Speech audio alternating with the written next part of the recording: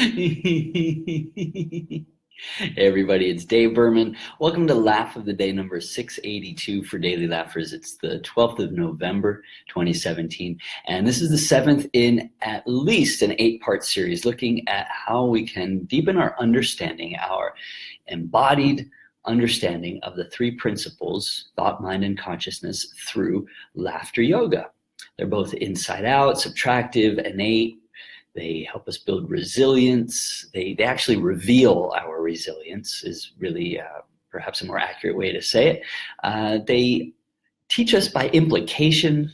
They're about an understanding, not a technique. Those are the topics that we've covered in the last 6 days. And today I want to talk about and demonstrate how they both have in common this fact that we see it and we don't see it. And it's perfectly natural to go back and forth between seeing it and don't seeing it.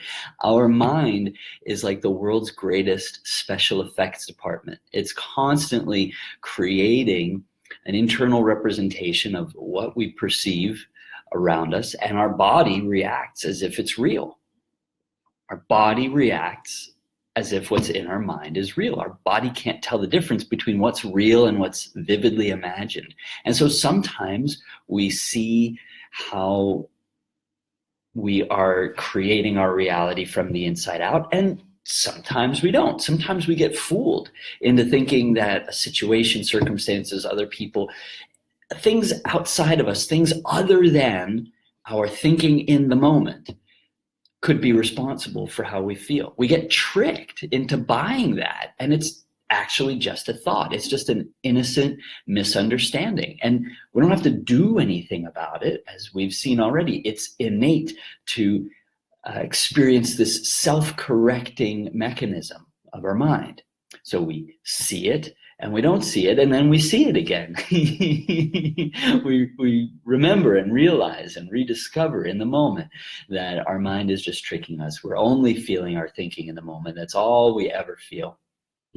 And this is to be expected. Now, it works the same way with laughter. We've all had the experience of somebody saying something to us and we get a little upset or confused, and then they go, "Just kidding." And then it might even take a moment before we, "Oh, you got me." So we don't always see the humor in things immediately. And it doesn't always have to be with somebody else tricking us.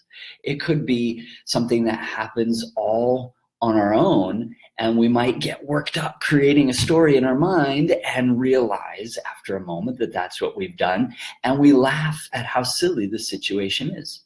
So some of the things that we do in laughter yoga to kind of reveal and teach this lesson, one involves speaking in gibberish, nonsense language that's not from any actual organized language. You know, it's not English, it's not Vietnamese, it's not Spanish, French, nothing. It's just made up nonsense. And I usually don't like to do gibberish exercises on Daily Laughers because I don't think it's easy for you to follow along. But I just want to give you these examples to show you of how our playful social laughter clubs all around the world can also get past language barriers. So one thing that we do with gibberish is to have fake arguments where we're not actually mad at each other and we're not actually yelling at each other. We're just using made up words to blah blah blah blah blah blah. Oh, blah blah blah. And it may not seem funny to just watch me making nonsense sounds like that, but it's not my point to amuse you or entertain you. It's about exchanging energy with other people and not taking it seriously and knowing that there's really no problem. And we can see the difference between when somebody is actually upset with us and we have to address what the issue is, and when we don't. So gibberish arguments. Another way that gibberish shows up in laughter yoga is punchlines. We might have one person move into the center of a circle and tell a joke completely in nonsense words, and just through inflection and intonation and gesture, everybody gets the idea of when to laugh. And of course, laughter yoga is about laughing on purpose, so it's not about the joke being funny. So Ablubdi tinina nasata.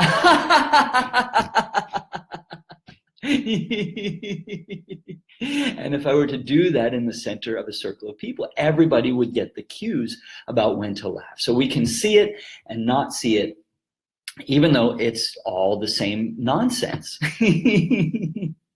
So gibberish can help us to learn this lesson of how our mind can trick us. And there's a couple of other games within laughter yoga, laughter exercises that are actually a bit more literal about seeing and not seeing. So one we do that's called, where's the problem? So we would ask first, how big is the problem? And we take a big deep inhale and we stretch. The problem is this big. And then we say, ha, ha, ha, ha, ha, ha. Where's the problem? All gone. So quite literally, first you see it, then you don't. And another one that we do in laughter yoga is called pop the bag. So it's a breathing exercise that turns into laughter at the end. So you would take a deep breath in, and then as you exhale, you blow into an imaginary bag any thoughts that you don't need on your mind anymore. Fears, doubts, concerns, and we do it 3 times. And after the third one, we count together 1, 2, 3, and we pop the bag. So let's do some breathing and get whatever we got on our minds just out and make it disappear. So take a deep breath in. Any fears, cares, concerns, or worries, just exhaling into the bag. Once again, breathing in. Releasing anything you don't need on your mind, which is pretty much everything. And one more time, breathe in. Emptying your lungs and your mind. And now we're going to count 1, 2, 3 and pop the bag. Out comes laughter. 1, 2, 3. So these are some laughter yoga exercises that are done all around the world in laughter groups that are typically free. Social laughter clubs are held in more than 100 countries. If you want to find the one nearest you, look at laughteryoga.org and check the directory. And again, my point in these videos this week is just simply to show that laughter yoga can be a learning mechanism for getting these inherent embodied lessons and understanding about the 3 principles, thought, mind, and consciousness, our inside out nature. And if you look back over the past week, you'll see many other ways that we can use laughter yoga to do this. Laughter yoga as a form of exercise has many health and social and spiritual and professional benefits. So over the last nearly 2 years, the point of making these videos has been to encourage and inspire people all around the world to adopt a daily laughter practice, laughing every day for a healthier, happier, and more peaceful world. So we show you different ways in a new video every single day. Please subscribe on YouTube. You can be part of our Daily Laughers community on Facebook. We have monthly subscriptions set up on Patreon. We'd love to have you be part of that community with us as well. And we'll be back with another Laugh of the Day video for you tomorrow. So thanks so much for watching. And if you want to dive deeper into this one-on-one, that's what my coaching work's about. So I'll look for a private message from you and we'll just start exploring together. Thanks for watching. Bye-bye.